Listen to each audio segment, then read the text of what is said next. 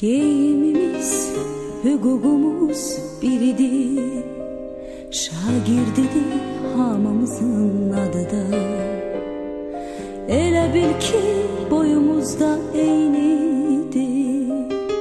Aman Allah ne xoşbəxtlik biz onda. Bir müəllim töhmətiydi dərdimiz. Bir töhmətdən için yanardı. Hələ onda bilmirdik ki bunu biz bir gün necə həsrət ilə anarıq. Dünya hələ bizim üçün nağıldı.